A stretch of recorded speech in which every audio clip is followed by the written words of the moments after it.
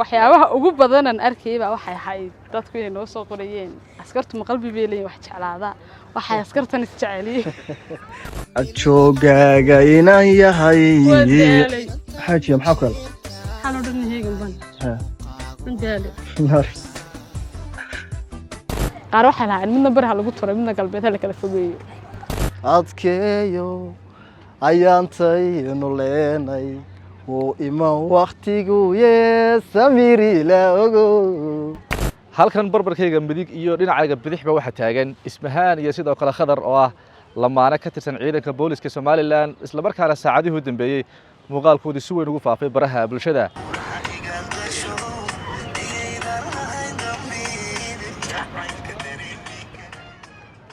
sheekadan kaga hadlamayno lamaane jacayl dartiisu gubay kuwa isu dhaawacay iyo waliba kuwa wax kale ama dhibaatooyin kale ay soo gaareen balse waa booliis jacayl galay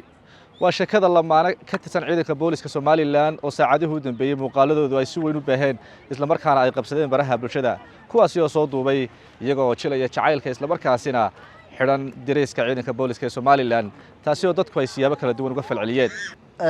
magacayga haddaan ku bilaabo magacayga waa Khadar Xasan Ismaaciil naanaysteedana ama social media aan ku jiraan oo tusay toosi oo magaca ka dhaxlay aabahay niyo waxa jiray muuqaal andara toole soo baahinay anigiyo ismaha faarax aadan nolosheeda oo ma jacaylkayga waxaan u malaynayaa in dadku yaani hore umay arag lamaane dharkii bilayska ku labisan oo muxuu ahay muuqaal wada duubaya wax difiye naadir ay noqotay waan malaynayaa jacaylku waa wax qof kasta la nool yahay anagu muddo badan baan isjeclayn laakiin se anu markii hore TikTok waan ku jiro isticmaal jiray social media laakiin noloshaydu ma isticmaali jirin marka si kadisa baan muuqaalka u wada duubnay ano markii hore aan soo bandhigi jirin imkana aad baan ugu faraxsanahay ku faano horta waxaan laba qof oo qaranka u shaqeeya oo shaqaale qarana ama ciidan qarana labadeedba ciidanka booliska ka tirsan muuqaalkan ismaan lahayn laalkaas u gaadhaya fayral buu ka dhex noqonaya shacabka dhexdiisa ismaan lahayn waana waxaan ku farxay markaan arkay shacabkayga iyo laba wax igu ixtiraamaya inaan hawli qarankana wado maxaan sheegay waxyaabo kale la sameeyo waxaan ku farxo inkasta oo jacaylkoodu uu noqday mid indhaha si weyn u soo jiita haddana mararka qaar waxay bulshada kala kulmaan hadallo kala duwan waxyaabaha ugu badan aan arkay baa waxay ahayd dadku inay noo soo qorayeen askartu ma qalbi bay leeyihiin wax jeclaada waxay askartan is jeceliin muuqaaladan xoog ama koobtiyadan xoog ugu qoslay bay ahaayeen kelmadahaasi taana waxaan leenahay haddaan hore loo jirin annaga taabeeninay maxaan sheegay ciidanku qalbi buu leeyahay waliba waxaan aaminsanahay 90% ka qalbi wanaagsan ee dadka kale inta badankoodu inoo ducaynayeen ilaahay askiin siiyo ilaahay garab galo waa dad maaragtay qalbi wanaagsan dadkeenu waxa weeye muxibada ku badan oo komitiyada ugu qosolka badan markaan akhrinaya arkay waxa weeye labada qof midna lagu tuuro bari midna galbeed ya dadku marka walaal dad iska komediya halka man aad ugu wada salaamana dad badan oo isla kaay jecel way jiraan oo la muxuu ahay ilaahay isku kii barakeeyo 100% dadkuna waxa noo soo qorayeen ilaahay barakeeyo lamaanahan daada yar waxay aaminsan yihiin in xiriirkooda jacayl ee sanadada soo taxnaa iyo gudashada waajibaadkooda shaqo ay isku barbar wadaan oo aanay isku noqon caqabad waxa weeyaan iyo isku ma xidhno horta shaqada qaranka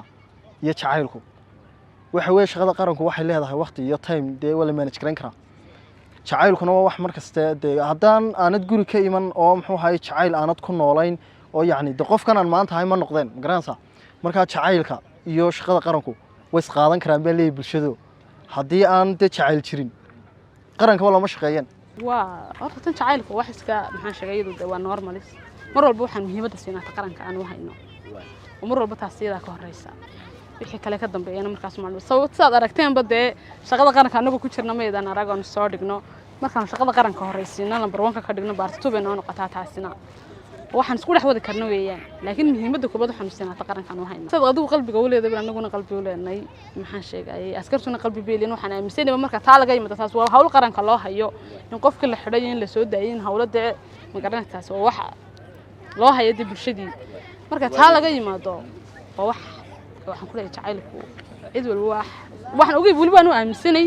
in askartu ka qalbi wanaagsan iyo ka jacayl badan yihiin shicibka taanu aaminsanay Allah naxariistay aabahay wuxuu ahaa fanaan iyo jilaa iyo hal abuur Soomaaliyeed Xasan Ismaaciil oo caday bulshada noo taqaano tusaay toosiya oo tilmaame oo ah platformkayga TikTok magaca ku joogo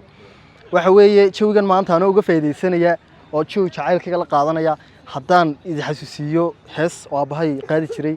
oo muxuu ahaa aad u macaaneedo bulshadana aad u jeceshay ayaa waxay oran jirtay ogsoono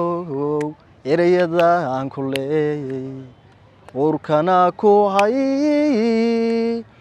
axdiga inoo yaal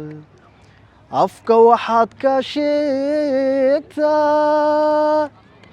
arrimihii dhexdeenne isha waxaad ka diidaa nin adduunya kugu sabaa adkeeyo ayaantaynu leenay oo iman waqtigu samiri la ogo heestaasaan aad u jecelahay shucayb xasan dheere iyo sawir qaade Mustafa Euro Hargeysa